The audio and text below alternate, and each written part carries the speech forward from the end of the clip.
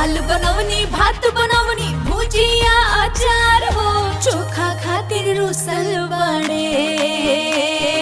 चोखा खातिर रुसल बाड़े राजा जी हमार हो चोखा खातिर रुसल बाड़े राजा जी हमार हो चोखा खातिर रुसल बाड़े।